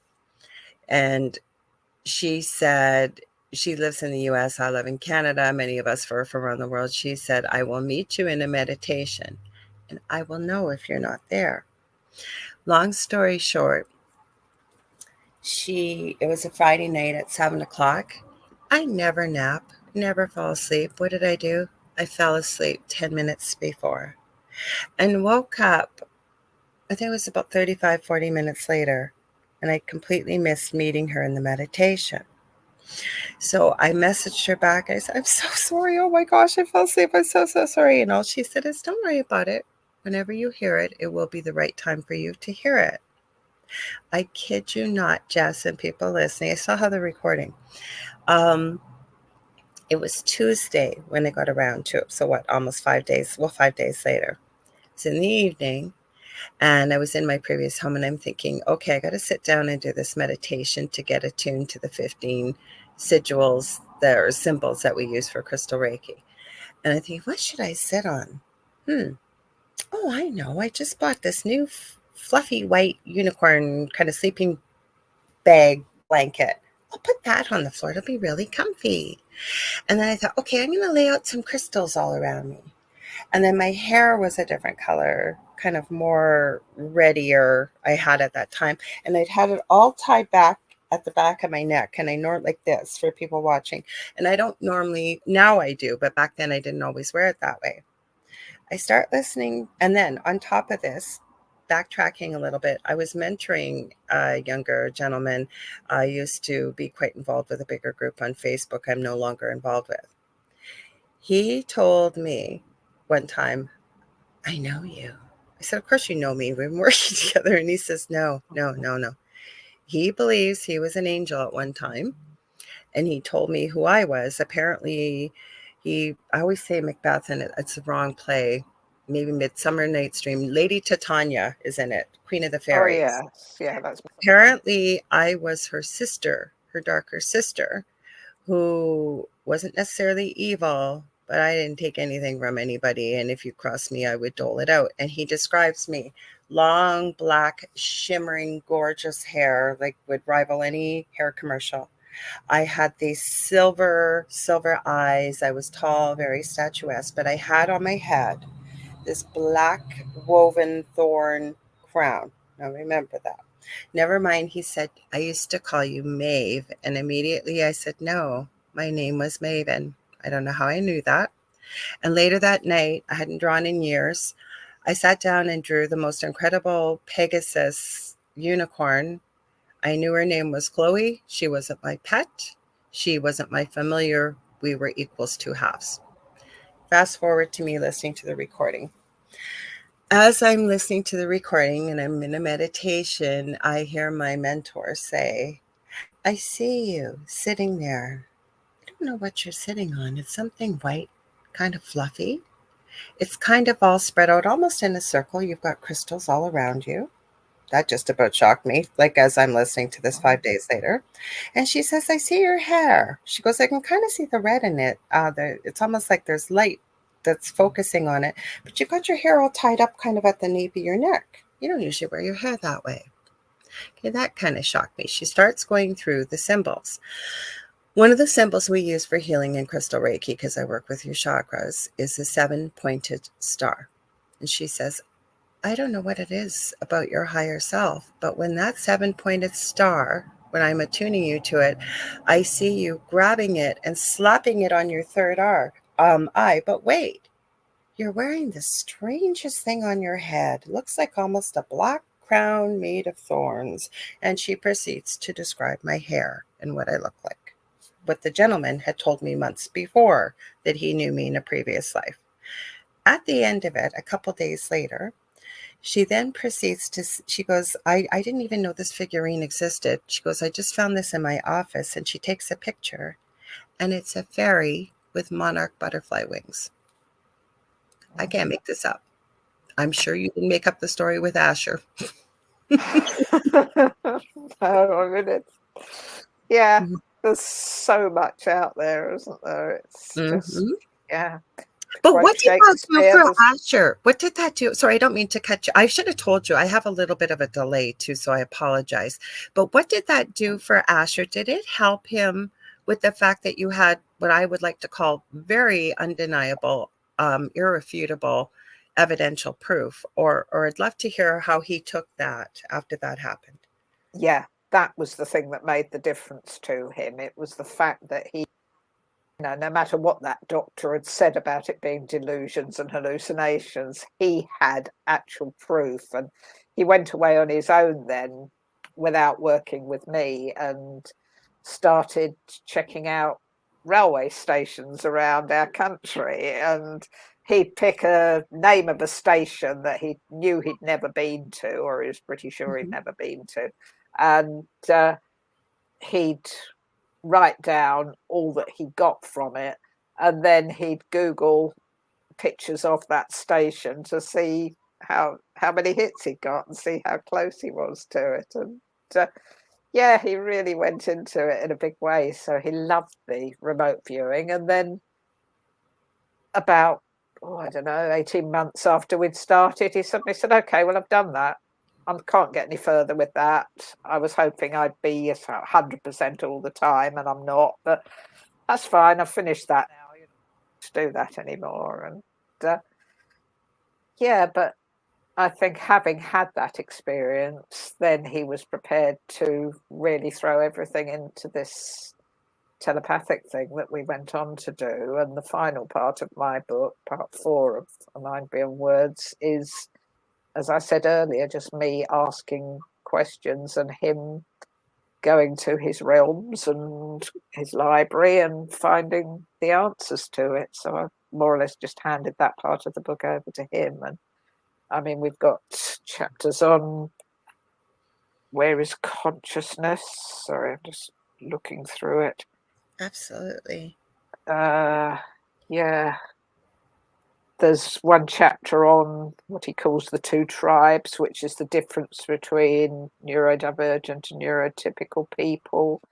There's a bit on life and death and carnations. That's a pun. Did you ever ask him, because of religious dogma, like we hear about demonic or negative or anything evil, or where did all these, you hear about evil type, paranormal type things? Did you ever get, and I know you wouldn't have worded it that way, but did you ever ask him about that in any way? That's weird. It's not a subject that's ever come up between us. The only slight sort of connection to it, I suppose, when he was going through his rather dark times in his teens after he'd had the sort of unpleasant experiences, he said he astral traveled, I think is probably the term. He wasn't using that term, but he said he went to some places which he called the plazas, he called them.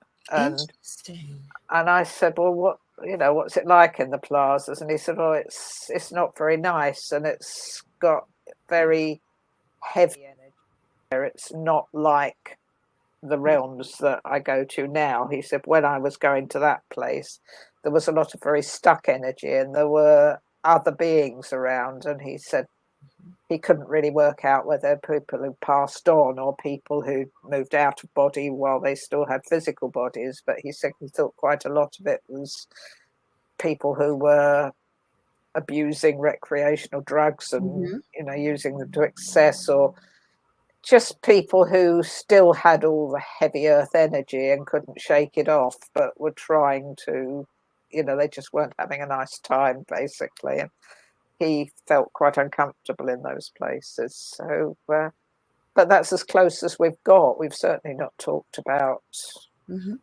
perhaps we will in the future, because we're still in telepathic communication. The reason I ask you is because I believe on this earth that it really is a yin-yang type existence, right? For one, we have the other. Whether there's cold, there's hot, there's light, there's dark, there's night, there's day.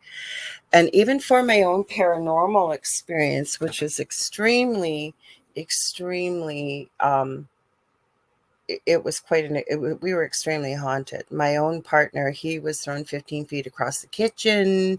I have pictures, I have video, a little bit of video. I've got other people experienced it. It was like the whole neighborhood had been affected. Now, we were never looking for this stuff. It found us. And I even said to my partner, like my marriage broke up during this, my first marriage. And my partner I'm with now that I've been with for 15 years, I remember saying to him when we were just friends, I said, I only want to work with angel cards. Because I'd really been feeling this call towards spirituality. I think I always had been. I always say I'm a Reformed Catholic. And I always felt this call, and I had just taken my certified angel card reading course at the time many years ago. And I remember these words so prophetically from my partner's name is Dal. He said to me, Laura, if you're going to be working in this field, you need to know both in order to know the difference. It's almost prophetic when he moved in. That's why I asked you, because it'd be interesting to hear. And again, that's why you didn't have this conversation, because like Asher said, it is not a pleasant place to be, nor an energy he would choose necessarily to be in when he's astral traveling. Yeah. I mean, I think he has some control over it now, but in his teenage years, it was not quite like that. He'd have experiences where he'd suddenly, not know where he was and feel very confused.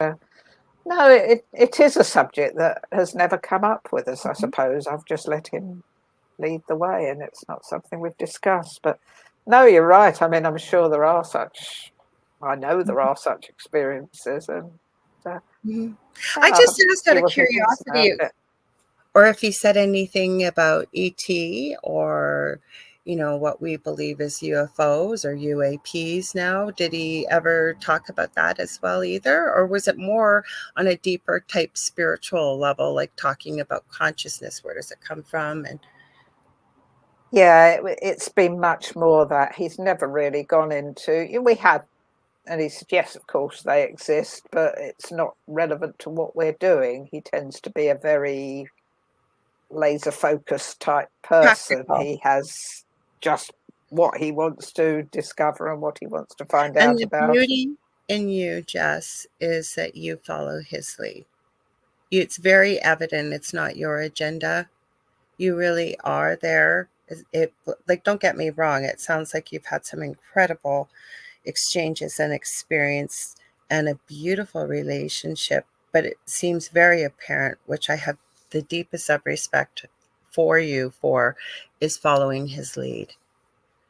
Well, I have just been given such a gift in having this wonderful person in my life who's just expanded my understanding of things. I mean, yes, I've had to pay some prices for it.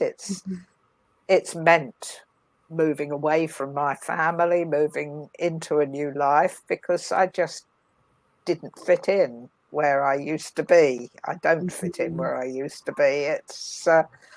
It changes you, doesn't it? And it's just That's one of my lessons I set up, is exactly what you just said, because it's imperative that when people awaken to this type of journey, and who more discovering, I think, of who we really are, not just our body and a human being, but who we really are as a soul energy. That's exactly what happens. People say you've changed, or have no interest in having the type of discussions you and I are having. And then there's a lot of ridicule or disbelief or whatever it is. And you're right. You just begin to realize I don't fit in here anymore. Yeah. Mm-hmm. I think my first sentence in the book is, I have two lives and they don't mix. I love that. That's a beautiful way to explain it with all the words I used. You're absolutely right. Two lives and they don't mix. Or what I will say to people, I have regular clients I work with, and I'll say, well, you're looking at that with no judgment with your human eyes. If you can imagine yourself, sense, feel, or imagine stepping back and trying to look at it at sort of more with the spiritual eye. And they understand that because we've been working together for almost 2 years, some people, right? But it's like two separate selves, or the way you described Asher at the beginning, almost human, and then the human being part, not human, not that we're saying he's not a human being, but the physical, and then the other piece, I'll say. Yeah. Yes. I mean, he's an extreme example of it, but with me, I can integrate the two sides of me better. But yeah, like tomorrow I'm going off to visit family, and my family want nothing to do with any of this. They are not interested. They've not read my book. They're not going to read my book. It's going to be lovely to see them. I love them to bits, but it's completely separate to my other life. Yeah, you'll put your family hat on. Well, in a way, though, like even say as a nurse, I can say it from my perspective. I think it's when we're working deeply with people when we see them at their most vulnerable. And that would include what you do, right? We can't take our work home with us. It's like you almost have to compartmentalize it. Like I worked deeply in and terminal cancer, terminal palliative care, I'll say, when I worked out in the community before I hurt my back. And you really had to learn how to compartmentalize it because, first of all, there's confidentiality, but second of all, they people just they don't get it, right? You can try and explain it. Most people don't want to hear about it. And the other thing is they just don't understand it anyways, right? Yeah. Mm-hmm. No, I think we all have our professional selves and our, Yeah. even in a fairly ordinary job, the way you are at home is different to the way you are. So yes, we're all used to compartmentalizing our lives and But having. this is a really extreme one. I get This it. is the extreme one. Yeah, yeah, I absolutely take your point. This is a little out of the ordinary, but I have loved having you on here. You know what, Jess? I would love to have you on again and continue this discussion. I know I'm kind of putting you on the spot, but I would love to have you back on and continue this discussion if you're open to it. absolutely. Yeah, I've really enjoyed chatting with you, Laura Lee. I think it's just been amazing. We're almost done. Like we only have a few minutes left for you to tell people where to find you and buy your incredible book. And I really mean that. I would love to have you back on. When I send you the link to the Channeling Eric, I'm going to send you a picture of the background. I'll send you a link to the show that's going to be on tonight. And then I'm going to send you a link to my booking calendar again. I would love to have you back on. Oh, lovely. No, I'd really enjoy that. Thank you so much. Right, so pitch. The book's called A Mind Beyond Words, My Decades of Discovery with an Extraordinary Guide. And it's on sale at all major outlets, Barnes and Noble and Waterstones in the UK and Amazon, obviously. So you can get it anywhere. It's in Kindle or paperback. I've got a website, which is www.ashertree, all one word, just ASHERTREE.com. And that's got links to my Facebook, to my YouTube channel, to whatever other bits and bobs I've got on there. Medium, I write on medium.com. And it's also got a place you can subscribe to my monthly newsletter, where Asher usually I bring through a message from him, write about whatever we're up to. So, yeah, I think that sort of sums me up, really. Well, thank you again for being here, and I really appreciate it, and I look forward to having you back on.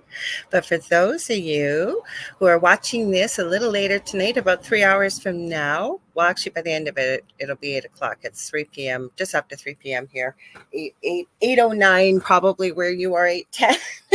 Jess, but if you ever want to get a hold of me, you can get a hold of me on facebook.com/Angel Rock. I am working on getting a website, guys, getting it all pulled together. I'm getting busier because you can get a hold of me to book readings, whether it's psychic or mediumship. Also, I do healing sessions. I do chakra work and aura work, things like that through Crystal Reiki or Akashic Records. I also do teaching and mentoring. I am working on the course I have been promising y'all. I probably won't be ready though. I'm guessing till after probably the beginning of October, because we got our conference coming up here that I'm speaking at with numerous other amazing people, such as our own Carrie Lynn Shellhorn. Here, she's got Spirit Switchboard on Fridays from 6 to 8 p.m. Eastern Standard Time. Be sure to check that out. So you can also get a hold of me any social media platform. The fastest and quickest way, Facebook Messenger. It'll be under Laura Lee Potvin or the Angel Rock. I also have a YouTube channel too, so check that out, the Angel Rock with Laura Lee Potvin. 2 groups on Facebook, Paranormal University for all things paranormal, the Angel Rocker Tribe for more things spiritual, like what we talked about tonight. Also, to let you guys know, I do help with the paranormal, so, and I do not charge for that. Lastly, don't forget, David and I will be back Thursday night, 7 p.m. Eastern Standard Time, right here with the thing at the foot of the bed. And when you show up, we just talk about whatever you want. Some of the questions we talked about tonight and many, many more. We also have a group on Facebook, The Thing at the Foot of the Bed with Laura Lee Potvin and David Hansel. When we get to 200 people, and we're getting close, David and I are going to start going live in there. Whether we do one question readings, we answer some questions for you, whatever that may be. I will be back next week, and I believe I didn't get a chance to check, but I believe I've told you guys about the person I'm having on that has his book was banned from Amazon, but he apparently is part of the Boys of Montauk with MK Ultra. I told you guys that some great shows coming up, including Jes tonight. Thank you, Jes, so much for being here. It's my pleasure. Thank you for having me. And I will have her back on again, you guys. I love y'all. We'll see you Thursday, and we'll see you next Monday, same time, same place. Stay where you are. There's other shows coming up right after me. Love y'all. Much love and light.